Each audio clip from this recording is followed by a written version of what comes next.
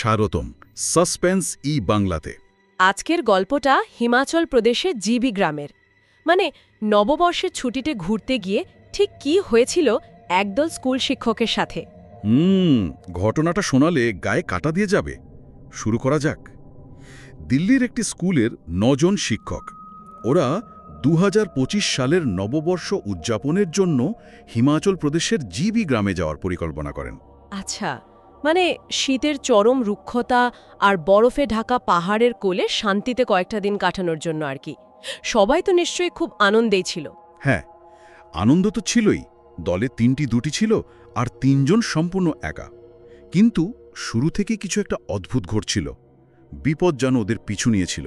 বিপদ মানে যাত্রা শুরুর আগে কোনো পূর্বাভাস ছিল নাকি? একদম তাই। টিকিট চূড়ান্ত হওয়ার পর থেকেই দলের যিনি ক্রিয়া শিক্ষক মানে রোহান, তার শরীর হঠাৎ মারাত্মক খারাপ হতে শুরু করে।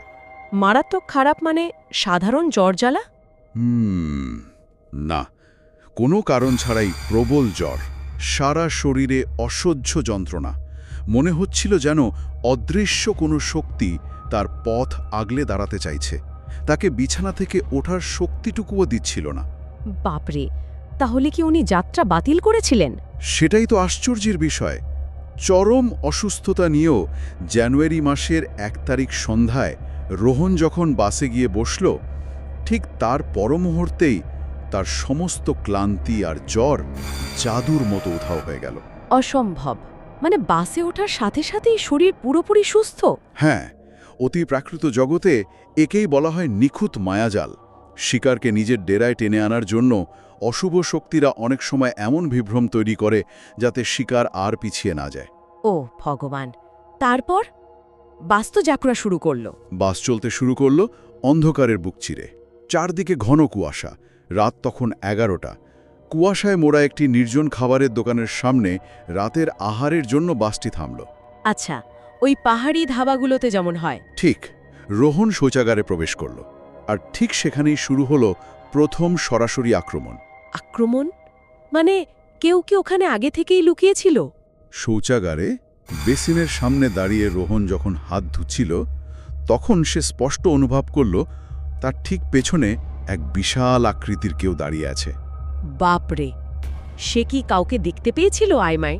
না, আয়নায় সরাসরি তাকানোর সাহস তার হচ্ছিল না। সে বিভ্রম ভেবে বারবার চোখে জলের ঝাপটা দিচ্ছিল, কিন্তু সেই জমাট বাঁধা অন্ধকারের উপস্থিতি বিন্দুমাত্র কমল না। তারপর কি হলো? হঠাৎ এক অদৃশ্য গম্ভীর কণ্ঠস্বর তার কানের খুব কাছে ফিসফিস করে বলে উঠল, ওখানে যেও না, বিপদ আছে। সর্বনাশ! রোহন কাউকে কিছু জানায়নি এই ব্যাপারে? ভয়ে রোহনের রক্ত হিম হয়ে গিয়েছিল। সে কাউকে কিচ্ছু না বলে দ্রুত বাসে ফিরে আসে, কিন্তু এরপর বাসের ভেতরের পরিস্থিতি সম্পূর্ণ বদলে গেল। বাসের ভেতর আবার কি হলো? যাত্রীরা হঠাৎ রাতের নীরবতা ভেঙে বাসের ভেতর উচ্চস্বরে গান চালিয়ে নাচানাচি শুরু করল, যেন কিছুই হয়নি। এটা তো পাহাড়ের নিয়মের বিরুদ্ধাচারণ। একদম ঠিক বলেছ। পাহাড়ের নিজস্ব একটা স্তব্ধতা আছে। সেই স্তব্ধতাকে অসম্মান করলে পাহাড় কখনো কাউকে ক্ষমা করে না। ওদের এই আচরণে 55-60 বছর বয়সী এক বৃদ্ধা নারী প্রচণ্ড বিরক্ত হয়ে ওদের বকাঝকা করলেন। মানে ওই বাসেরই অন্য কোনো যাত্রী? হ্যাঁ, বৃদ্ধার বকাঝকায় ওরা গান বন্ধ করল ঠিকই, কিন্তু ওদের মনে ওই বৃদ্ধার প্রতি এক অদ্ভুত অযৌক্তিক ক্ষোভ জন্ম নিল। এরপর এলো সেই ভয়ঙ্কর মুহূর্ত। কোন মুহূর্ত? রাত তখন 1টা। চারদিক ঘুটঘুটে অন্ধকার। পাহাড়ের কোল ঘেঁষে বাস এগিয়ে চলেছে। এমন সময় দীক্ষা নামের এক শিক্ষিকার শৌচাগারে যাওয়ার প্রয়োজন হলো। রাত 1টার সময় জঙ্গলের ধারে? এটা তো চরম বোকামি। চালককে কিছু বলেনি? চালক বারবার বারণ করেছিলেন। তিনি জানতেন ওই রাস্তার ধারে জঙ্গল কতটা ভয়ঙ্কর হতে পারে, কিন্তু দীক্ষা আর তার বন্ধুরা চালকের কথা অমান্য করে জোর করে বাস থামাতে বাধ্য করল। ওরা কি জঙ্গলের ভেতর গিয়েছিল? হ্যাঁ, মেয়েরা রাস্তার পাশে ঘন জঙ্গলে প্রবেশ করল, আর সেখানেই তারা এমন এক ভুল করে বসল যা তাদের আত্মাকে এক অন্ধকারের দিকে ঠেলে দিল। বাপরে! ফিরে আসার পর কোনো সমস্যা হয়নি তো? বাইরে থেকে মনে হচ্ছিল সব স্বাভাবিক, কিন্তু বাসে ফিরে আসার পর দীক্ষার আচরণ সম্পূর্ণ বদলে গেল। বদলে গেল মানে? কি করছিল দীক্ষা? দীক্ষা নিজের আসনে ফিরে মাথা নিচু করে অদ্ভুতভাবে নিজের পায়ের দিকে একদৃষ্টে তাকিয়েছিল। এরপর সে ধীরে ধীরে মুখ তুলল, তার দৃষ্টি সোজা গিয়ে পড়ল সেই বৃদ্ধা যাত্রীর উপর।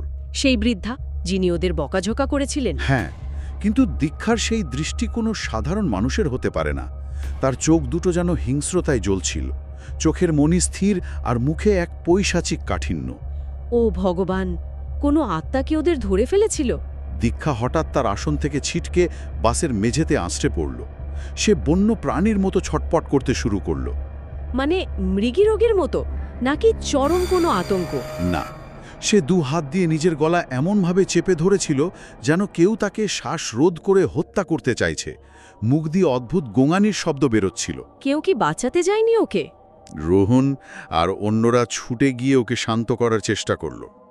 পরিস্থিতি কিছুটা স্বাভাবিক হওয়ার পর দীক্ষা হাঁপাতে হাঁপাতে জানালো জঙ্গলের ভেতর কেউ তাকে পেছন থেকে সজোরে ধাক্কা দেয় আর তার গলা টিপে ধরে। কিন্তু মানুষের মস্তিষ্ক যখন ভয়ঙ্কর আঘাত পায়, অনেক সময় তো নিজের গলা নিজেই চেপে ধরে। এটা কি ওর মনের ভুল নয়? যদি মনের ভুলই হতো তাহলে দীক্ষার গলায় ওই দাগগুলো এলো কোথা থেকে? দীক্ষা যখন তার গলা সবাইকে দেখালো, সেখানে 4টে আঙুলের স্পষ্ট লাল দাগ ফুটে উঠেছিল। 4টে আঙুলের দাগ? হ্যাঁ, মানুষের আঙুলের চেয়ে অনেক বড় আর অস্বাভাবিক সেই দাগ। এটা স্পষ্ট প্রমাণ করছিল যে অন্য কোনো এক অশুভ শক্তি তার ওপর চড়াও হয়েছিল। বাপরে! এরপর রোহন কি করল? রোহন আর এক মুহূর্ত দেরি না করে ভোর 5টায় অটসুরঙ্গের কাছে পৌঁছানোর পর তার গুরুকে ফোন করল। তার গুরু একজন প্রাচীন মন্দিরের পূজারী। গুরু কি বললেন তখন? গুরু তাকে শান্ত হতে বললেন আর মনে করিয়ে দিলেন রোহনের গলায় থাকা পবিত্র হনুমান রক্ষা কবচ তাকে সর্বদা রক্ষা করবে। তিনি বললেন, ওদের ওপর কোনো প্রভাব ফেলো না, দূরে সরিয়ে রাখো। আচ্ছা, ওই রক্ষা কবচটাই তাহলে অশুভ শক্তিকে আটকাচ্ছিল। কিন্তু জীবিতে পৌঁছানোর পর কি হলো? সকাল 7:15টায় জীবির সেই নির্জন কাঠের বাড়িতে পৌঁছালো ওরা। মূল রাস্তা থেকে প্রায় 1 কিলোমিটার পাহাড়ি পথ বেয়ে ওপরে উঠে সেই বাড়িতে পৌঁছাতে হয়। রোহন স্নান করার জন্য সবার আগে ঘরে প্রবেশ করল। হোটেলে পৌঁছে তো অন্তত নিরাপদ। না, এরপর শুরু হলো সেই মায়াজাল। রোহন স্নান করতে যাওয়ার ঠিক 1.5 মিনিট পর বন্ধুরা দেখল রোহন কাঠের বাড়ি থেকে নিচে নেমে আসছে। মানে রোহন তো স্নান করতে গিয়েছিল। হ্যাঁ, কিন্তু যে নেমে আসছিল তার হাঁটার ধরন ছিল অদ্ভুত, যান্ত্রিক। সে কারো কথার উত্তর না দিয়ে সোজা দৌড়ে গিয়ে রাস্তার ধারের গভীর খাদে ঝাঁপ দিল। কি বলছেন? রোহন খাদের জলে লাফ দিল? সবাই যখন খাদের কাছে দাঁড়িয়ে ডুকরে কাঁদছে আর রোহনের নাম ধরে চিৎকার করছে, ঠিক সেই সময়ে আসল রোহন পেছন থেকে এসে তাদের কাঁধে হাত রাখল। সে সম্পূর্ণ সুস্থ এবং শুকনো পোশাকে দাঁড়িয়েছিল। ও ভগবান! মানে পুরো ব্যাপারটাই একটা দৃষ্টিভ্রম। একদম। আত্মারা রোহনের গলায় থাকা রক্ষা কবচের কারণে তার শরীরে প্রবেশ করতে পারছিল না। তাই তারা তার বন্ধুদের মানসিক ভারসাম্য নষ্ট করার জন্য এই মৃত্যুর বিভ্রম তৈরি করেছিল, যাতে আতঙ্কে ওদের প্রতিরোধ ক্ষমতা ভেঙে যায়, তাই তো? ঠিক তাই। এরপর এলো সেই অভিশপ্ত সন্ধ্যা। কাঠের বাইরে একটি অগ্নিকুণ্ড জ্বালানো হলো। হঠাৎ দীক্ষা সম্পূর্ণ অন্য একজনের ভারী এবং অচেনা গলায় কথা বলতে শুরু করল। অচেনা গলায়? কি বলছিল সে? সে তার প্রেমিকের দিকে তাকিয়ে অকারণে চিৎকার করে উঠল, তুমি আমাকে ভালোবাসো না, আমি এখনই মরে যাব। এই কথা বলেই সে পাগলের মতো ছুটে গিয়ে খাদের নিচের গভীর খালের জলে ঝাঁপ দেওয়ার চেষ্টা করল। জলের দিকে কেন? প্রাচীন লোকবিশ্বাস অনুযায়ী জল হল আত্মাদের যাতায়াতের অন্যতম প্রধান মাধ্যম। আত্মারা তাকে পুরোপুরি নিজেদের জগতে নিয়ে যেতে চাইছিল। বাপরে! কেউ আটকালো না? রোহন এক লাফে গিয়ে দীক্ষার হাত চেপে ধরল। গুরুর রক্ষা কবচ পরা রোহনের স্পর্শে দীক্ষা হঠাৎ ঘোর থেকে বেরিয়ে এলো। কিন্তু শুধু দীক্ষাই নয়, সেই সন্ধ্যায় ঋদ্ধি নামের আরেক শিক্ষিকাও হঠাৎ দল থেকে আলাদা হয়ে অন্ধকারে গিয়ে বসে পড়ল। ঋদ্ধি? সেও কি দীক্ষার মতো ওই জঙ্গলে নেমেছিল রাতে? হ্যাঁ, ঋদ্ধি আকাশের দিকে তাকিয়ে এক দৃষ্টির জ্বলন্ত চোখে চেয়েছিল। তার মুখে এক নিষ্ঠুর হাসি। রোহন আর দেরি না করে তার পবিত্র রক্ষা কবচটি ঋদ্ধির গলায় ছুঁয়ে দিল। তাতে কি কাজ হলো? এক মুহূর্তের জন্য ঋদ্ধির শরীর কেঁপে উঠল আর সে স্বাভাবিক হয়ে গেল। কিন্তু আসল প্রলয় শুরু হলো সেই রাতে। সেই রাতে ঘরের ভেতর কি ঘটেছিল? রাত তখন অনেক গভীর। রোহন, ঋদ্ধি এবং আরও দুজন একটি ঘরে বসে গল্প করছিল। হঠাৎ কোনো কারণ ছাড়াই ঋদ্ধি ভয়ঙ্করভাবে কাঁদতে শুরু করল। সেই কান্নার শব্দে কোনো মানুষের আবেগ ছিল না, ছিল এক পৈশাচিক সুর। তারপর এরপর সে এক ঝটকায় খাট থেকে উঠে দরজার দিকে ছুট লাগাল। রোহন তাকে আটকাতে গেল। রোহন 6 ফুট 1 ইঞ্চি লম্বা, প্রায় 93 কেজি ওজনের অত্যন্ত শক্তিশালী মানুষ। কিন্তু ঋদ্ধি মাত্র এক হাতের ধাক্কায় রোহনকে ঘরের এক প্রান্ত থেকে অনেক দূরে শূন্যে ছুঁড়ে ফেলে দিল। অসম্ভব! একজন সাধারণ গঠনের মেয়ের এত শক্তি হয় কোথা থেকে? এর তো কোনো যৌক্তিক ব্যাখ্যা নেই। যখন কোনো অশুভ আত্মা মানুষের স্নায়ুতন্ত্রের নিয়ন্ত্রণ নিয়ে নেয়, তখন মানবদেহের পেশি এক অতিমানব শক্তি লাভ করে। এরপর ঋদ্ধি পাশের একটি খালি ঘরে ঢুকে ভেতর থেকে ছিটকিনি বন্ধ করে দিল। রোহন আর বাকিরা দরজায় ধাক্কা দেয়নি? রোহন দরজার জানলার একটি ছোট ফাঁক দিয়ে ভেতরে তাকাল, আর সে যা দেখল তা মানুষের স্বাভাবিক বোধশক্তিকে পঙ্গু করে দেওয়ার জন্য যথেষ্ট। কি দেখল রোহন? সে দেখল ঋদ্ধি দেওয়াল বেয়ে ওপরের দিকে উঠছে। তার হাত পায়ের ভঙ্গি ছিল মাকড়সার মতো। মনে হচ্ছিল কোনো অদৃশ্য শক্তি তার মাথার চুল ধরে তাকে ছাদের দিকে টেনে তুলছে। বাপরে! দেওয়াল বেয়ে, মানে মাধ্যাকর্ষণ অমান্য করে? হ্যাঁ, তার ঘাড় অদ্ভুতভাবে পেছনের দিকে বাঁকানো আর চোখ দুটো ছাদের দিকে স্থির। রোহন তখন আর এক মুহূর্ত দেরি না করে তার মুঠোফোনের ক্যামেরার মাধ্যমে গুরুর সাথে সরাসরি যোগাযোগ করল। আচ্ছা, ওই দৃশ্যটা গুরুকে দেখাল? হ্যাঁ, গুরু ফোন থেকে অত্যন্ত জোরালো স্বরে সংস্কৃত মন্ত্রোচ্চারণ শুরু করলেন। ফোনের মাধ্যমে মন্ত্র কাজ করল? আধ্যাত্মিক শক্তির তো কোনো ভৌগোলিক সীমানা হয় না। মন্ত্রের ধ্বনি কাঠের দরজার ফাঁক গলে ঘরের ভেতর প্রবেশ করা মাত্রই ঋদ্ধির শরীর প্রবলভাবে কাঁপতে শুরু করল। কিছুক্ষণের মধ্যে অশুভ শক্তির নিয়ন্ত্রণ ছিন্ন হয়ে গেল, আর ঋদ্ধির দেওয়াল থেকে সজোরে মেঝেতে আছড়ে পড়ল। ও ভগবান! জ্ঞান ফেরার পর সে দরজা খুলেছিল? হ্যাঁ, রোহন তখন নিজের রক্ষা কবচটি খুলে ঋদ্ধির গলায় পরিয়ে দিল, যাতে রাতটুকুর জন্য আত্মারা আর তার কাছে আসতে না পারে। কিন্তু পরের দিন সকালে কি হলো? ওরা কি মুক্তি পেয়েছিল? পরের দিন সকালে তারা জীবির প্রাচীন হনুমান মন্দিরে ছুটে গেল। সেখানে মন্দিরের প্রধান পূজারী দীক্ষা এবং ঋদ্ধির কনিষ্ঠ আঙ্গুল ধরে ধ্যানে বসলেন। একটু থামাই, কনিষ্ঠ আঙ্গুল কেন? প্রাচীন তন্ত্রবিদ্যা অনুযায়ী কনিষ্ঠ আঙ্গুল হল মানুষের প্রাণশক্তির অন্যতম প্রধান প্রবেশদ্বার। আত্মারা শরীরের এই পথ দিয়েই সবচেয়ে সহজে স্নায়ুতন্ত্রে প্রবেশ করে। আচ্ছা, ধ্যান ভাঙার পর পূজারী কি বললেন? পূজারী যে সত্য প্রকাশ করলেন তা শুনে সবার পায়ের তলার মাটি সরে গেল। পূজারী জানালেন, রাত 1টার সময় জঙ্গলের ধারে তারা যেখানে বাস থামিয়েছিল সেখানে একটি প্রাচীন অসত্য গাছ ছিল।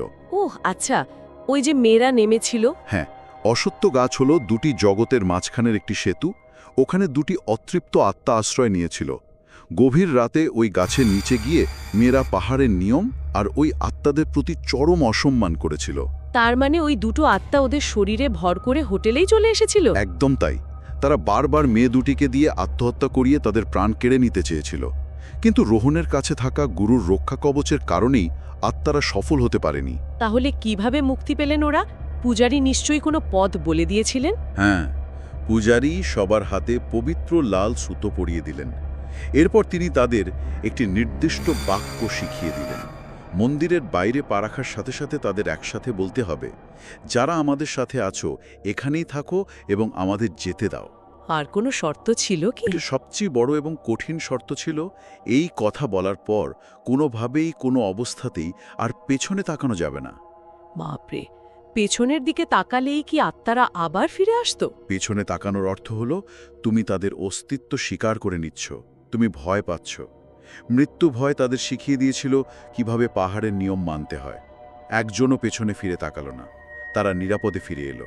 ভাগ্যিস নিরাপদে ফিরেছিল। হ্যাঁ, কিন্তু রোহন আজও বলে, ওই রাতের জঙ্গলের ধারে গাড়ি থামানো তাদের জীবনের সবচেয়ে বড় ভুল ছিল। জিবি গ্রামের সেই রাত নববর্ষের ছুটি হয়ে গিয়েছিল এক জীবন্ত দুঃস্বপ্ন। এমন গল্প শুনলে তো পাহাড়ে যেতেই ভয় করবে। আরও ভয়ঙ্কর গল্প শুনতে সাবস্ক্রাইব করুন সাসপেন্সি বাংলা চ্যানেলটি। এরেই রয়ে গেল, তারা কি আজও ওই পাহাড়ি বাঁকে অপেক্ষা করে আছে নতুন কোনো পর্যটকের জন্য, যারা ভুল করে রাতের অন্ধকারে সেই অশ্বত্থ গাছের নিচে গিয়ে দাঁড়াবে? পাহাড়ের নীরবতাকে অসম্মান করলে পাহাড় কি সত্যিই কাউকে ক্ষমা করে?